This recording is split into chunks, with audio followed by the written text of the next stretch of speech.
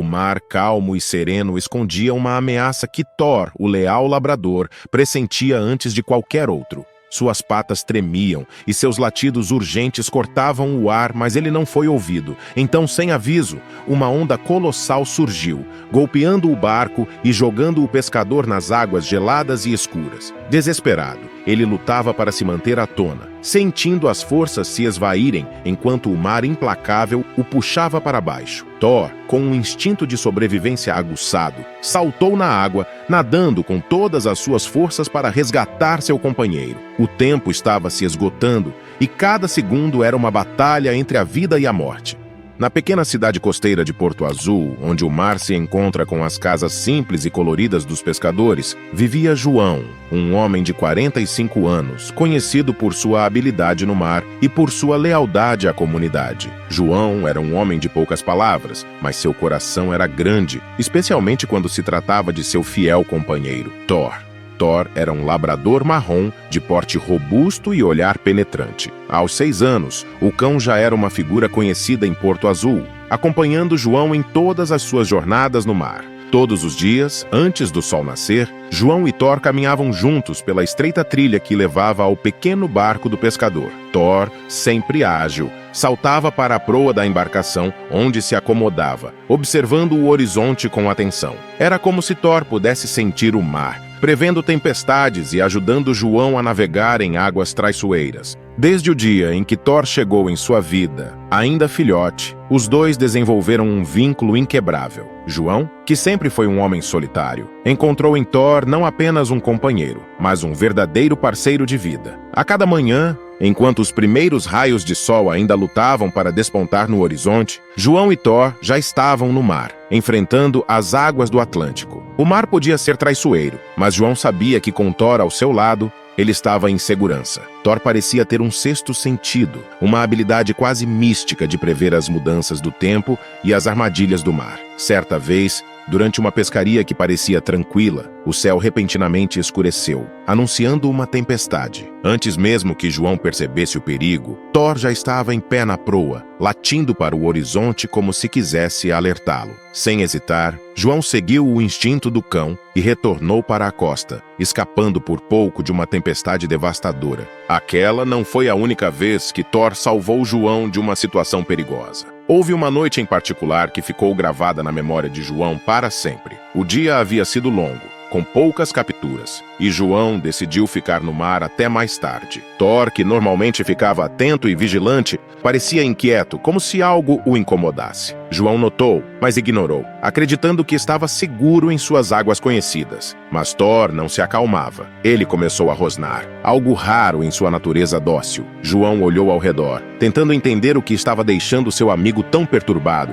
mas nada parecia fora do normal. Foi então que Thor fez algo inesperado. Pulou do barco e nadou em direção a uma pequena ilha próxima, algo que nunca havia feito antes. João, sem entender, decidiu seguir o cão, acreditando que algo estava errado. Quando finalmente alcançou a ilha, o tempo parecia ter mudado de repente. Ventos fortes começaram a soprar, e as águas ao redor do barco se tornaram violentas. A pequena embarcação de João foi jogada contra as rochas, se despedaçando. Se não fosse por Thor, João teria ficado preso em alto mar, à mercê da tempestade. Enquanto a tempestade rugia ao redor, João e Thor encontraram abrigo em uma caverna na ilha. A tempestade foi longa e brutal, mas o pescador sabia que sua vida havia sido salva pelo instinto de seu fiel companheiro. Naquela noite, enquanto o vento uivava e as ondas batiam furiosamente contra as rochas, João percebeu que Thor era mais do que apenas um cão. Ele era um guardião, um protetor que, de alguma forma, sabia quando o perigo estava por perto. A partir daquele dia,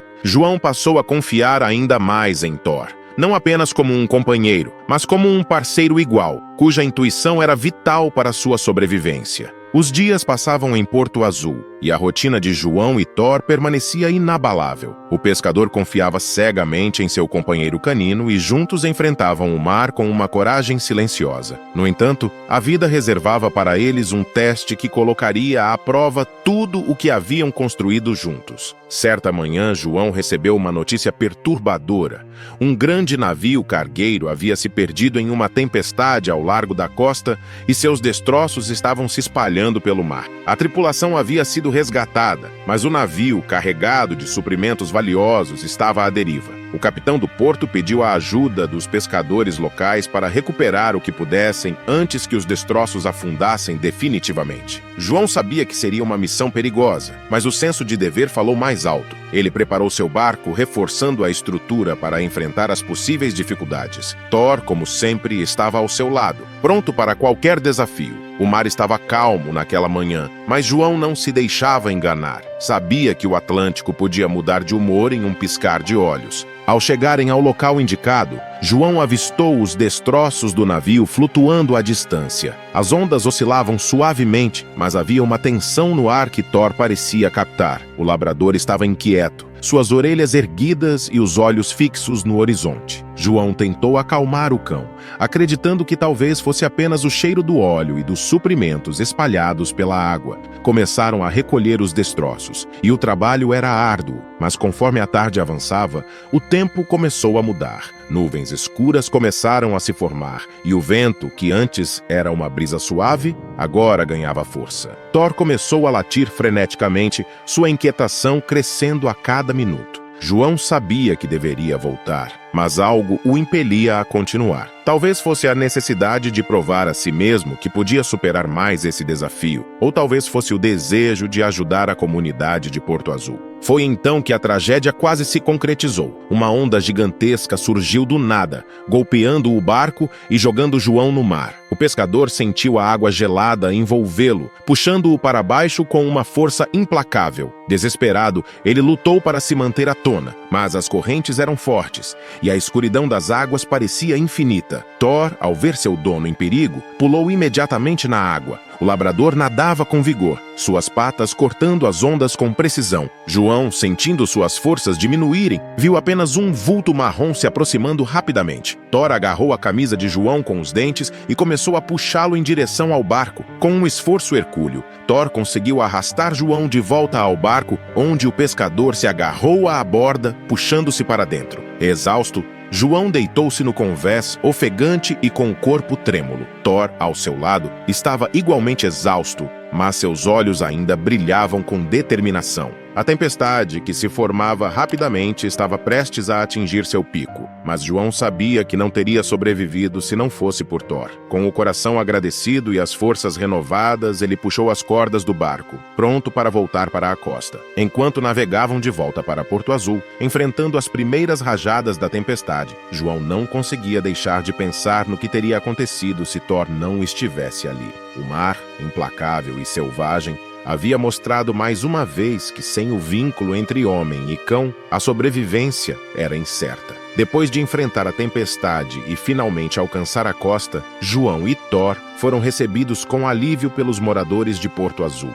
No entanto, algo inusitado chamou a atenção de todos. Enquanto João estava atracando o barco, uma figura conhecida apareceu na praia, correndo em direção a ele. Era Miguel, um jovem pescador da cidade, visivelmente perturbado. Miguel, o que aconteceu? Perguntou João, ainda tentando entender a situação. Miguel, ofegante, respondeu. João, você precisa vir comigo agora. Encontrei algo estranho na praia, próximo aos destroços do velho cais. Achei que você deveria ver isso. Intrigado e com Thor sempre ao seu lado, João seguiu Miguel pela trilha que levava ao cais abandonado. Ao chegarem lá, João ficou chocado com o que viu. Entre os escombros do cais, semi-enterrado na areia, havia uma antiga caixa de madeira, visivelmente pesada e desgastada pelo tempo. Eu nunca vi isso aqui antes, disse Miguel. Estava parcialmente enterrada, e a tempestade de ontem deve ter desenterrado o resto. Com a ajuda de Miguel, João conseguiu abrir a caixa. O que encontraram lá dentro os deixou perplexos. A caixa estava cheia de documentos antigos, mapas marítimos detalhados e um diário, todos pertencentes ao avô de João, um homem que havia desaparecido misteriosamente décadas atrás